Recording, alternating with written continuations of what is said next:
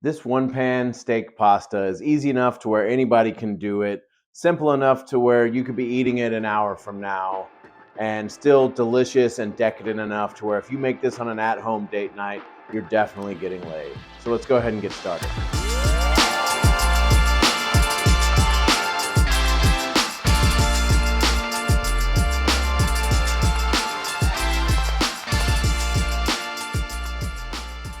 All right, looks like we're ready to go here. I got my mise en place all set out, so I'm set up. If you're not a fancy chef and you don't know about mise en place, that just means everything is portioned out and all cut up and within arm's length so that you can go faster when you get started. And of course, directly translated, mise en place means everything's all ready to get cooked up. So the only two things I don't have in front of me are the things we'll do ahead of time, which is the pasta and the tomatoes. So we're going to start out here with our cherry tomatoes cut in half, and we're going to put them cut side up. And you can see I've got some parchment paper there. Use some paper or foil or whatever you got, or you're going to be scraping these things off the pan and have one more crusty dish to worry about later. So we're going to put them kind of close to each other, pretty maids all in a row. And then we're going to add some blackening seasoning, some minced garlic. We're going to put a little bit of olive oil on there, and then we're going to finish it off with some thyme. And then you're going to put this in the oven at 400 degrees for about 30 minutes, or just until they've got some nice color on them. Yeah, look at that. It's exactly how you want them. You want them a little bit wrinkly. That way you know we've kind of pulled some sweetness out of the tomatoes, and we'll save those for later. Now we're going to move on to the pasta. This pot is about halfway full with water. I don't know how many quarts that is, but halfway full. Bring it to a boil, and we are going to salt the water, but make sure you don't over salt or under salt the pasta water because we're actually going to save it for later in the recipe. So I would say this is about 2.5 tablespoons of kosher salt, and then I'm going to put 5 of these knots of this pappardelle noodles in here, but you can use whatever kind of pasta you like. I would say just like 4 little fistfuls of dry pasta. And then we're going to cook this al dente because it's going to cook the rest of the way in the dish. So a good way to do al dente is just 1 minute less than the lowest time it says on the box. So if it says to cook it from 9 to 11 minutes, just boil it for 8 minutes and take it out. And of course, if you don't know, al dente is just Italian for to the point where it's almost just about ready. All right, now once you're done with that stuff, get your pan going screaming hot because we're going to first sear the steak. And I bought about the biggest steak I could find because by the time I'm done with all this, it's going to feed like 4 people. So I got a ribeye. You can do whatever kind you like. I would say don't spend a bunch of extra money on the steak. The way we're going to cook this, it's going to be nice and tender anyway. So save the Wagyu and all the fancy stuff for when you're just doing like a steak by itself. The main thing here is just the sear. We just want to get some great color on this. We don't even really want to cook it. We just want to get it nice and charred on the outside, and it's still going to be like medium raw on the inside, but it'll cook in the pasta. So we'll throw down some avocado oil, and then we'll just leave that in there when we take the steak out so we can throw the onions in. For the steak, I'm going to want this pan nice and hot. I got my little Bunsen burner here on a 10 out of 10 and just let it heat up for a minute. Here we go. Throw this guy on here, and you can see all I have it seasoned with is just some coarse salt and pepper. And then there's no real time frame here. Just check it once in a while, and as soon as it looks like this guy all nice and charred and crispy looking, get the same on the other side. And like I said, we don't really want to cook it. Just get a nice char on it. And then we'll remove that and turn this little guy down to a 5 out of 10. We're going to cook most of the rest of this on medium. Or if your stove is like real rowdy, I would say maybe even medium low or somewhere in there. So we're going to start out with some onions, about a half onion, julienne, or julienne if it was a boy onion. And you're going to want to cook those for like just 2 minutes or so because they're going to keep cooking alongside everything else. And then we'll add our mushrooms, and I'm going to go ahead and put in some butter at the same time as the mushrooms. It's optional, of course, but it's the option you're going to want to choose. And then mushrooms are like 90% water, so they're going to sweat out a bunch of water when you first put them in.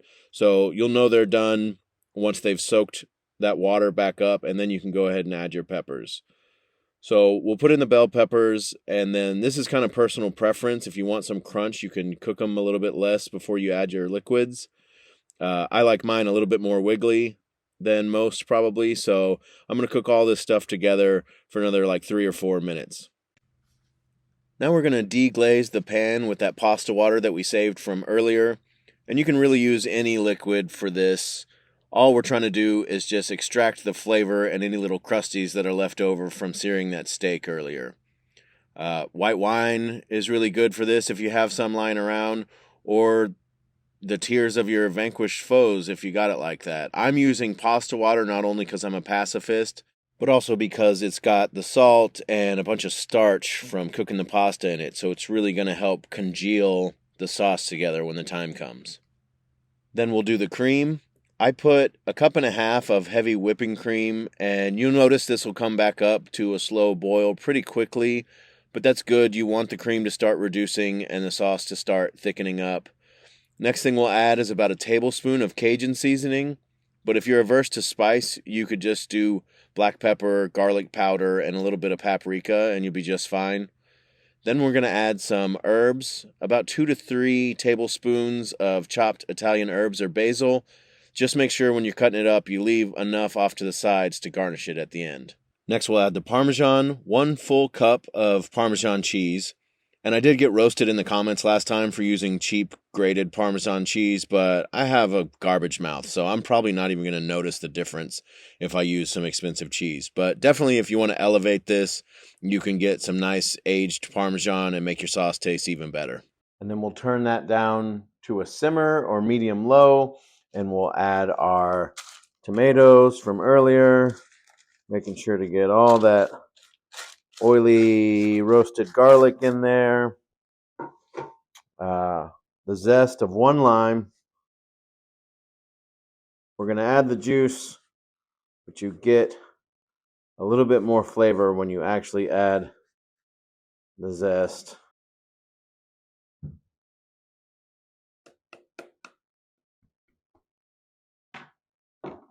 All right. And then we'll add the pasta, and I did pappardelle noodles on this because I thought they would go really well and they're fancy. But full disclosure, if I was just making this at home for my family, I just would have used like whole wheat rotini, get a little bit of extra fiber. So no shame in whatever kind of pasta you want to use, unless you like penne, in which case you're a complete piece of human garbage.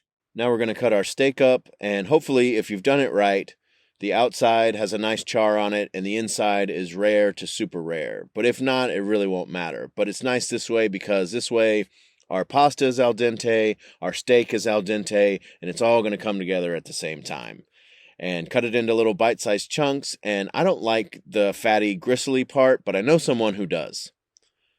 And I wonder why he stares at me the entire time anytime I cook anything. Now we're going to add our little chunks into it and mix them in. And then the last thing we'll put is the juice of that lime from earlier, and go ahead and mix that in. And now you just want to let it sit there and simmer for at least another 5 minutes until that steak is nice and tender, your pasta is nice and soft, until it's just one cohesive unit of creamy, cheesy goodness. All right, let's see how we did. Ooh, baby. Now we'll just top it with the last of those chopped herbs from earlier. And this looks amazing, but you don't get a physique like mine by eating pasta without garlic bread. So we're going to toast up a couple slices using my homemade roasted garlic butter, on which there is a very short and easy video on this channel. So go ahead and check that out, and trust me, it's worth making it yourself.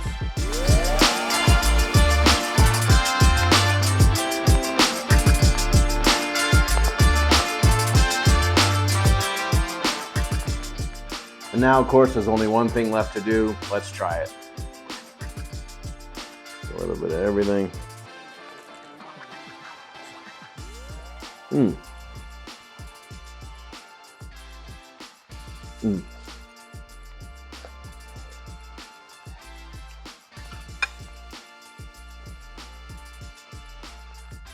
That's really good.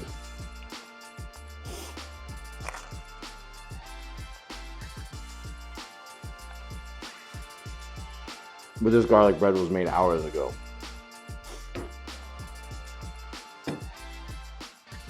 Well, there you have it, folks. That's about as quick and easy as it's going to get for a restaurant quality meal made at home. Pair that with like a nice red wine. You're going to save even more money. And please remember to like and subscribe. We're going to keep putting out medium quality videos with top-notch recipes. All right. Thanks for watching. We'll see you next time.